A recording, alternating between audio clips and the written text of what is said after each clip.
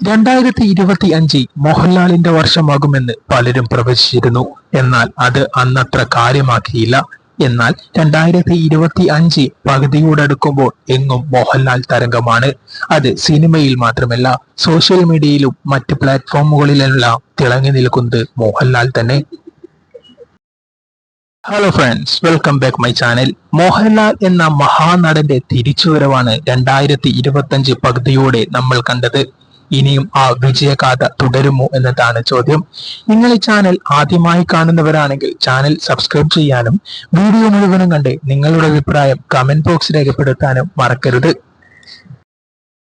Covid കാലഘട്ടത്തിന് ശേഷം ഒട്ടനവധി മോഹൻലാൽ ചിത്രങ്ങളാണ് തിയേറ്ററുകളിലെത്തിയത്.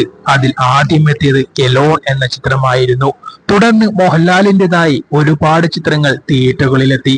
അതിൽ ബിഗ് ബജറ്റ് ചിത്രങ്ങളായ കുഞ്ഞാലിമരക്കാർ, ബറോസ് എന്നീ ചിത്രങ്ങളും ഉൾപ്പെടുന്നു. മോഹൻലാൽ തന്റെ പേരിൽ സംവിധാനം ചെയ്ത ബറോസ് എന്ന ചിത്രത്തിൽ വലിയ പ്രതീക്ഷയായിരുന്നു ആരാധകർക്കുള്ളത്. സംവിധാന മികവിലും മോഹൻലാൽ ഒന്നാമതെത്തുമെന്ന് മലയാള സിനിമാ പ്രേക്ഷകർ ആഗ്രഹിച്ചു. എന്നാൽ ബറോസ് നിരാശപ്പെടുത്തി മലയാള സിനിമാ പ്രേക്ഷകരെ. ചിത്രങ്ങളൊക്കെ പരാജയപ്പെടുമ്പോഴും അദ്ദേഹത്തിന്റെ തിരിച്ചുവരവിനായി മോഹൻലാൽ ആരാധകർ കാത്തിരിക്കുകയായിരുന്നു. ഒടുവിൽ 2025 പൃഥ്വിരാജ് സംവിധാനം ചെയ്ത എമ്പുരാൻ എന്ന ചിത്രത്തിലൂടെ മോഹൻലാൽ തിരിച്ചു വന്നു. അതോടെ മോഹൻലാൽ ആരാധകരും മലയാള സിനിമാ പ്രേക്ഷകരും ഒന്നടങ്കം ആഘോഷിക്കുകയായി. മോഹൻലാലിന്റെ ഒരു പോസിറ്റീവ് ചിത്രം തിയേറ്ററുകളിൽ വന്നാൽ കളക്ഷനിൽ എത്രമാത്രം കുതിപ്പുണ്ടാകുമെന്ന് തെളിയിച്ചിരിക്കുകയാണ് 2025 തിയേറ്ററുകളിലെത്തിയ അദ്ദേഹത്തിന്റെ 2 ചിത്രങ്ങൾ. മലയാള സിനിമയിൽ ഇന്നേ വരെ കണ്ടിട്ടില്ലാത്ത കളക്ഷനുകൾ വാരിക്കൂട്ടിക്കൊണ്ട് മുന്നിട്ട് നിൽക്കുകയാണ് മോഹൻലാലിന്റെ ആ 2 ചിത്രങ്ങളും. അതോടൊപ്പം മോഹൻലാൽ മലയാള സിനിമയുടെ തലപ്പത്ത് കയറിയിരിക്കുകയാണ് ഇപ്പോൾ. 2 സിനിമ കൊണ്ട് 500 കോടി രൂപയാണ് കേരള ബോക്സ് ഓഫീസിന് മോഹൻലാൽ സമ്മാനിച്ചത്. കോവിഡിന് ശേഷം മോഹൻലാലിൻ്റെതായി ഒട്ടനവധി ചിത്രങ്ങളാണ് തിയേറ്ററുകളിൽ എത്തിയത്. അതിൽ ആദ്യം എത്തിയത് എലോൺ എന്ന ചിത്രമായിരുന്നു. പിന്നീട് പല ചിത്രങ്ങളും തിയേറ്ററുകളിൽ വന്നു പോയി കൊണ്ടിരുന്നു. അതിൽ ബിഗ് ബജറ്റ് ചിത്രങ്ങളായ കുഞ്ഞാലിമരക്കാരും അദ്ദേഹം സ്വന്തം സംവിധാനം ചെയ്ത ബറോസ് എന്ന മൂവിയും ഉൾപ്പെടുന്നു. ഈ ചിത്രങ്ങൾക്കൊന്നും പ്രേക്ഷകരെ തൃപ്തിപ്പെടുത്താൻ കഴിഞ്ഞില്ല എന്നതാണ് സത്യം. ഈ സമയങ്ങളിൽ ചെയ്ത മോഹൻലാൽ ചിത്രങ്ങൾ വൻ വിമർശനങ്ങൾക്ക് ഇടവെക്കുകയും ചെയ്തു. മോഹൻലാൽ ആരാധകർ അദ്ദേഹത്തിന്റെ ഒരു തിരിച്ചുവരവിനായി കാത്തിരിക്കുകയായിരുന്നു. 2025 ആകുമ്പോൾ അദ്ദേഹം തിരിച്ചു വന്നിരിക്കുന്നു. അതും ഒരു ഒന്നൊന്നര തിരിച്ചുവരവ്. 2025 തുടക്കം മുതൽ മോഹൻലാലിന്റെ വർഷമാകുമെന്ന് പല പ്രമുഖരും പറഞ്ഞിരുന്നു. അത് അച്ചട്ടായിരിക്കുകയാണ്.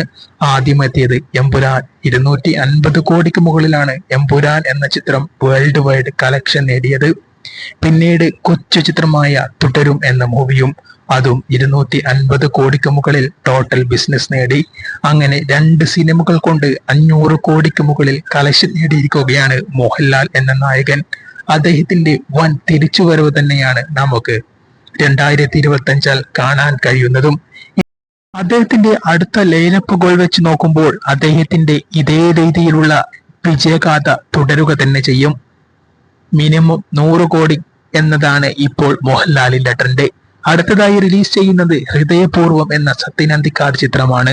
അതിലും വലിയ പ്രതീക്ഷയാണ് മലയാള സിനിമാ പ്രേക്ഷകർക്കുള്ളത്.